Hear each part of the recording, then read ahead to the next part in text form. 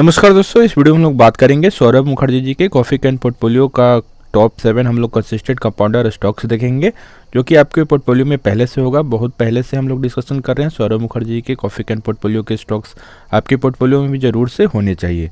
तो हम लोग सबसे पहले निफ्टी 50 की बात करेंगे। 18,600 का हाई बनाने के बाद लगातार हम लोग को गिरावट होते हुए दिख रहा है। पहले तो 200 डेज़ की मूविंग एवरेज के करीब में आया था प्राइस, उसके बाद यहाँ से हम लोग को अच्छा पुलबैक ऊपर की तरफ देखने को मिलता है और मार्केट ऑल टाइम हाई 18,600 को टच करता है।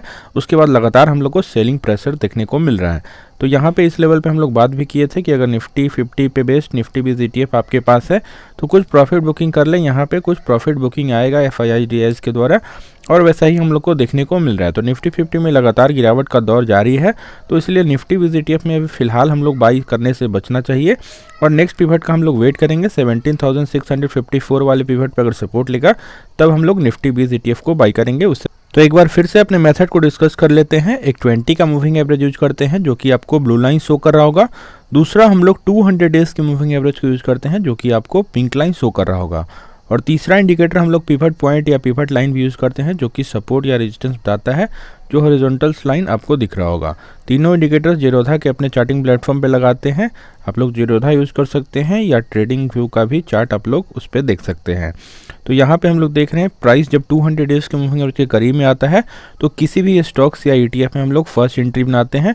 अगर मान लीजिए यहाँ से प्राइस और भी नीचे आता है, जैसे हम लोग को निफ्टी 50 में देखने को मिला था, तो और भी हम लोग अपने क्वांटिटी को इंक्रीज करते हैं।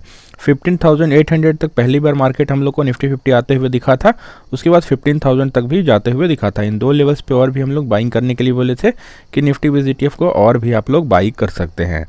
तो यही मेथड हम लोग लगाते हैं। अगर इस लेवल्स पे अगर बाई करते हैं तो अच्छा एंट्री आप लोग को मिलता है, और जब प्राइस 200 डेज़ के मूविंग एवरेज से बहुत ही ऊपर चल रहा था तो कुछ हम लोग प्रॉफिट बुकिंग का भी सलाह देते हैं। मान लीजिए 10 स्टॉक या ETF है तो 3-4 स्टॉक प्रॉफिट बुक कर लें। 100 स्टॉक्स या ETF है तो 30-40 जरूर से प्रॉफिट बुक कर लेना चाहिए। प्रॉफिट बुकिंग भी बहुत ही ज़रूरी होता है, तभी जाके हमारा रिटर्न इन्हेंस होता है। तो इसी मेथड को हम लोग फॉलो करते हैं अपने हर वीडियोज़ में। और पहला स्टॉक के बारे में बात करेंगे, सौरभ मुखर्जी का सबसे फेवरेट स्टॉक एशियन पेंट्स के बारे में। लगातार गिरावट इसमें भी होते हुए हम लोग को दिख रहा है। फिलहाल प्राइस 200 डेज़ के मूविंग एवरेज से करीब में ही हम लोग को चलते हुए दिख रहा है। तो यहाँ पे हम लोग फर्स्ट एंट्री लेने के लिए बोलते हैं। पहले तो हम लोग वीडियोस में बात करें, प्राइस जब 200 डेज़ के मूविंग एवरेज से बहुत ही नीचे आया था तो इस लेवल पे हम लोग पहले भी बाई करने के लिए एशियन पेंट्स में बोले थे। डबल हम लोग को बॉटम देखने को मिला था।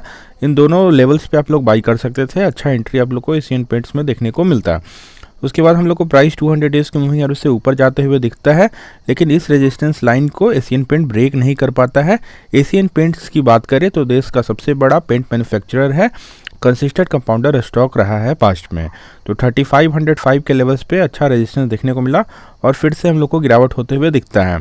तो एशियन पेंट में दोस्तों अगर नीचे के लेवल्स पे आप लोग बाई कर चुके हैं करीब 2700 2800 के प्राइस पे, तो अभी इग्नोर कर सकते हैं, क्योंकि थोड़ा बहुत हम लोग को लगता है और गिरावट होने की संभावना है। यहाँ पे हम लोग को थोड़ा बहुत चैनल पैटर्न देखने को मिल रहा है और जैसे ही नीचे की तरफ अगर ब्रेकआउट होता है तो बड़ा फॉल भी एशियन पेंट्स में हो सकता है। पिछले 3-4 दिनों से हम लोग को हैमर कैंडल देखने को मिला है जो कि बुलिश सिग्नल है। तो इस अगर सपोर्ट को होल्ड करता है और ऊपर की तरफ हम लोग को बढ़िया सा ग्रीन कैंडल 3-4% का देखने को मिलता है और 200 डेज़ के मूविंग एवरेज के ऊपर प्राइस क्लोजिंग देता है तभी बाई करना है। अभी लेवल्स की अगर बात करें तो 3200 के ऊपर लेवल्स पे बाई कीजिएगा। जैसे ही 20 के मूविंग एवरेज के ऊपर भी आ जाता है और 200 डेज़ के मूविंग एवरेज और पिवट तीनों के ऊपर रहेगा तो अच्छा बाई बनेगा। अगर नीचे 2800 के लेवल्स पर ऑलरेडी बाई कर चुके हैं तो यहाँ पे बाई करने से बचे, लेकिन अगर ऊपर के प्राइस पे एशियन पेंट्स में फंसे हुए हैं, थोड़ा बहुत ज़्यादा निगेटिव चल रहा है, तो यहाँ पे ज़रूर से एवरेज कर लें। अच्छा सपोर्ट का वेट करें। 3-4% का अच्छा ग्रीन कैंडल मिलता है, उसी कैंडल में आप लोग 2 बजे के बाद जरूर से एशियन पेंट में एंट्री बना सकते हैं। और नेक्स्ट स्टॉक के बारे में बात करेंगे, बर्जर पेंट्स के बारे में। एशियन पेंट्स के बाद सेकंड नंबर पे बर्जर पेंट्स ही आता है। लगातार गिरावट इसमें भी होते हुए दिख रहा है।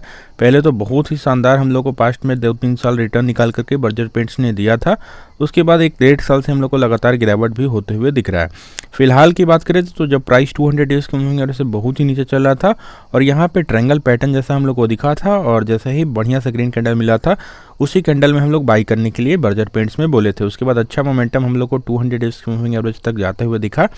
लेकिन 200 डेज़ का मूविंग एवरेज भी सपोर्ट या रेजिस्टेंस का काम करता है। अगर प्राइस नीचे से ऊपर जाता है तो रेजिस्टेंस का काम करता है, अगर प्राइस ऊपर से नीचे आता है तो 200 डेज़ का मूविंग एवरेज सपोर्ट का काम करता है। तो 200 डेज़ का मूविंग एवरेज यहाँ पे रेजिस्टेंस का काम करता है और लगातार हम लोग को फिर से वहाँ से नीचे आते हुए प्राइस दिखा है।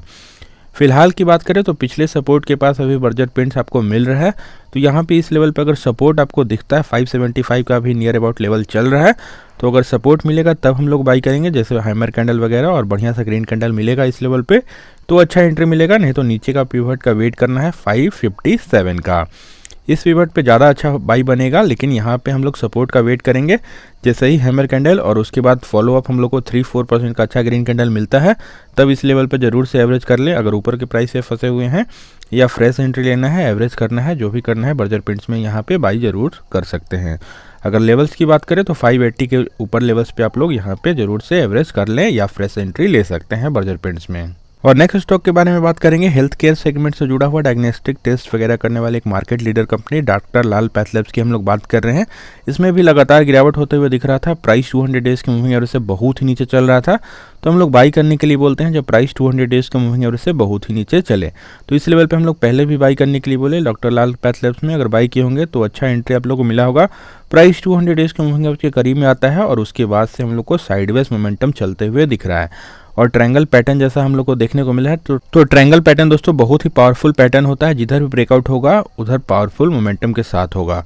तो अभी थोड़ा बहुत अगर बाई करना है डॉक्टर लाल पैथ लैब्स में तो बाई कर सकते हैं, बहुत ही स्मॉल क्वांटिटी में बाई करना है, क्योंकि हम लोग अभी अनश्योर हैं कि किधर मार्केट मूव करेगा डॉक्टर लाल पैथ लैब्स में। अगर यहाँ से ऊपर की तरफ जाता है तो अच्छा मोमेंटम ऊपर की तरफ देखने को मिलेगा, अगर नीचे की तरफ मोमेंटम खुलता है तो बड़ा फॉल भी डॉक्टर लाल पैथ लैब्स में हो सकता है। तो स्मॉल अमाउंट में यहाँ पे बाई करके चलना है। लेवल्स की अगर बात करें तो 2450 के ऊपर लेवल्स पे यहाँ पे आप लोग ज़रूर से बाई कर सकते हैं। अगर ऑलरेडी नीचे के प्राइस पे बाई किए हुए हैं 2000 के लेवल्स पे, 2200 के लेवल पे, तो अभी इग्नोर कर सकते हैं। लेकिन अगर ऊपर के प्राइस और भी 3000 3200 के प्राइस पे अगर इसको लेकर के फंसे हुए हैं तो यहाँ पे ज़रूर से एवरेज कर सकते हैं। और फ्रेश एंट्री लेने के लिए भी बेस्ट लोकेशन है, क्योंकि पहला एंट्री हम लोग 200 डेज़ के मूविंग एवरेज के करीब में ही बोलते हैं। तो जैसे ही 2450 के ऊपर लेवल्स पे आपको मिलता है 3-4% का अच्छा ग्रीन कैंडल, तो उसी कैंडल में आप लोग बाई करके डॉक्टर लाल पैथ लैब्स में चल सकते हैं। बहुत ही क्वालिटी स्टॉक है, आपके पोर्टफोलियो में ज़रूर से होना चाहिए। और नेक्स्ट स्टॉक के बारे में बात करेंगे, इंश्योरेंस सेक्टर का एक दिग्गज कंपनी HDFC लाइफ की हम लोग बात कर रहे हैं। लगातार इसमें भी गिरावट होते हुए हम लोग को दिख रहा था, प्राइस 200 डेज़ के मूविंग एवरेज से बहुत ही नीचे बहुत ही दिनों से चलते हुए दिख रहा है। इस लेवल पे सपोर्ट था, पहले भी बाई करने के लिए बोले थे और अपने से भी आप लोग यहाँ पे बाई कर सकते थे, जैसे ही सपोर्ट आप लोग को दिखा था। और जैसे ही 20 के मूविंग एवरेज क्रॉस ओवर हम लोग को दिया था बढ़िया सा ग्रीन कैंडल, उसी कैंडल में आपको HDFC लाइफ कुछ क्वांटिटी ऐड ऑन करना चाहिए था। अगर ऐड ऑन नहीं किए हैं तो अभी भी मौका है, क्योंकि यहाँ पे हम लोग को नियर अबाउट रेजिस्टेंस देखने को मिला। इस लेवल पे करीब 580 के लेवल्स पे अच्छा रेजिस्टेंस मिला है। तो अगर इस लेवल पे अगर सपोर्ट दिखता है, क्योंकि अभी 200 डेज़ के मूविंग एवरेज के काफ़ी करीब आ चुका है और ट्रेंड डाउनवर्ड का है, 20 के मूविंग एवरेज के नीचे है, तो इस लेवल पे हम लोग को थोड़ा बहुत वेट करना पड़ेगा। जैसे ही 3-4% का ग्रीन कैंडल आपको मिलेगा तब बाई कीजिएगा 200 डेज़ के मूविंग एवरेज के करीब में। अगर हम लोग को यहाँ पे कोई सपोर्ट नहीं दिखता है तो वेट करें, क्योंकि यहाँ से थोड़ा बहुत साइडवेज मोमेंटम हम लोग को चलते हुए दिखेगा और जिधर भी ब्रेकआउट होना होगा उधर हम लोग को ब्रेकआउट फिट देखने को मिलेगा। तो HDFC लाइफ में फर्स्ट एंट्री यहाँ पे लेना है तो ले सकते हैं, लेकिन एक बढ़िया सा ग्रीन कैंडल का हम लोग को वेट करना है। 3-4% का ग्रीन कैंडल होना चाहिए। और लेवल्स की बात करें तो 575 के ऊपर लेवल्स पे बाई करना है, उससे पहले हम लोग नहीं बाई करेंगे। और जैसे ही 200 डेज़ के मूविंग एवरेज के करीब में आ जाता है तो और सपोर्ट अच्छा मिलेगा तो और भी कुछ क्वांटिटी ऐड ऑन कर सकते हैं और फिर हम लोग नीचे के पिवट पे और भी अपना क्वांटिटी को इंक्रीज़ करेंगे। हम लोग का मेन पर्पस होना चाहिए दोस्तों, एवरेज प्राइस को किसी तरह नीचे लाना है और लॉन्ग टर्म तक होल्ड करना है। किसी भी क्वालिटी स्टॉक्स में ये मेथड को हम लोग को फॉलो करना है तो लॉन्ग टर्म में अच्छा वेल्थ क्रिएट कर सकते हैं। और नेक्स्ट स्टॉक के बारे में बात करेंगे, ICICI लोम्बार्ड के बारे में। इसमें भी लगातार हम लोग को गिरावट होते हुए दिख रहा है। जनरल इंश्योरेंस का एक मार्केट लीडर है और इसमें हम लोग को प्राइस 200 डेज़ के मूविंग एवरेज से बहुत ही नीचे चलते हुए दिखा था और डब्लू पैटर्न जैसा हम लोग को दिख रहा था। तो अपने चैनल पे तो हम लोग अपडेट नहीं कर पाए ICICI लोम्बार्ड के बारे में, लेकिन इतने दिनों से आप चार्ट ट्रेडिंग हम लोग को देख रहे हैं तो अब तो आपको आइडिया लग चुका होगा। तो इसी ग्रीन कैंडल में आपको बाई करके चलना चाहिए था। जैसे ही 20 के मूविंग एवरेज के ऊपर क्लोजिंग दिया था उसी ग्रीन कैंडल में आपको बाई करना चाहिए था। उसके बाद अच्छा हम लोग को मोमेंटम ऊपर की तरफ देखने को मिला, लेकिन 200 डेज़ के मूविंग एवरेज के करीब में अभी प्राइस रेजिस्टेंस ले रहा है इस वाले पिवट पे करीब 44 वाले पिवट पे अच्छा रेजिस्टेंस इसको मिल रहा है। तो जैसे ही बढ़िया सा ग्रीन कैंडल 3-4% का इस पिवट लाइन को ब्रेक कर देता है, 1-2 ग्रीन कैंडल फॉलोअप हम लोग को देखने को मिल जाता है, तो आईसीआईसीआई लोम्बार्ड में अच्छा मोमेंटम देखने को मिलेगा और 20 का मूविंग एवरेज क्रॉस ओवर भी दे देता है और अच्छा परफेक्टली इंक्लाइन 45 डिग्री के एंगल की तरह हम लोग को देखने को मिलेगा। तो मोमेंटम ऊपर की तरफ बहुत ही ज़्यादा दिनों तक हम लोग को जाते हुए आईसीआईसीआई लोम्बार्ड में चलते हुए दिख सकता है। तो फर्स्ट एंट्री आप लोग यहाँ पे बना सकते हैं। अगर इस लेवल पे पहला एंट्री आप लोग ले चुके हैं तो यहाँ पे कुछ क्वांटिटी आप लोग और भी बाई कर सकते हैं, और अगर फ्रेश एंट्री ही लेना है तो फ्रेश एंट्री लेने के लिए भी अच्छा लोकेशन है। लेवल्स की बात करें तो 1300 के करीब में आप लोग इसमें ज़रूर से बाई करें। लॉन्ग टर्म के पॉइंट ऑफ व्यू से करीब 4 to 5 ईयर्स के पर्सपेक्टिव से आईसीआईसीआई लोम्बार्ड में आप लोग ज़रूर से बाइंग करके चल सकते हैं। और नेक्स्ट स्टॉक के बारे में बात करेंगे टीसीएस के बारे में। लगातार गिरावट टीसीएस में भी होते हुए दिखा था। बहुत ही पहले हम लोग को अच्छा रिटर्न निकाल करके दिया था कोविड के फॉल के बाद। उसके बाद प्राइस जब 200 डेज के मूविंग एवरेज के बहुत ही ऊपर चल रहा था तो हम लोग यहाँ पे प्रॉफिट बुकिंग का सलाह दिए थे टीसीएस में भी कि मान लीजिए 10 स्टॉक है तो 3-4 स्टॉक से आप लोग प्रॉफिट बुक कर लें। उसके बाद टीसीएस का बाई बैक आता है, बहुत सारे रिटेल इन्वेस्टर बाई करते हैं हाई प्राइस पे और फंस जाते हैं। उसके बाद प्राइस 200 डेज के मूविंग एवरेज से बहुत ही नीचे आता है। तो इस लेवल पे हम लोग 2 बार सपोर्ट हम लोग को दिखा था। तो टीसीएस में कुछ एवरेज करने के लिए या फ्रेश एंट्री लेने के लिए बोले थे 3000 के लेवल्स पे। उसके बाद अगर बाई किए होंगे तो अच्छा एंट्री आपको मिला होगा। फिलहाल की बात करें तो प्राइस 200 डेज के मूविंग एवरेज के करीब में ही अभी चल रहा है। तो अगर इस लेवल पे बाई करने से टीसीएस में चूक चुके हैं तो यहाँ पे एक बढ़िया सा ग्रीन कैंडल फॉर्मेशन होने दे। अभी पिवट का सपोर्ट है, 3-4% का अच्छा ग्रीन कैंडल आपको मिलता है इस लेवल पे तो बाई कीजिएगा, नहीं तो 3065 के पिवट पे वेट करना होगा। तो टीसीएस में अगर लेवल्स की बात करें दोस्तों तो 3250 के ऊपर लेवल्स पे बाई करना है, क्योंकि यहाँ पे थोड़ा बहुत सपोर्ट का ज़रूरत पड़ेगा। तो अच्छा सपोर्ट मिलेगा तब हम लोग टीसीएस में बाई करेंगे, नहीं तो नेक्स्ट पिवट का वेट करेंगे। और आज के आखिरी स्टॉक के बारे में बात करेंगे। डिविज लैब के बारे में बहुत ही शानदार स्टॉक है। निफ्टी 50 का वो स्टॉक बन चुका है, एपीआई बनाने में मार्केट लीडर है। तो यहाँ पे हम लोग देख सकते हैं प्राइस 200 डेज के मूविंग एवरेज से बहुत ही नीचे, डिविज लैब में भी बहुत ही दिनों से हम लोग को चलते हुए दिख रहा है।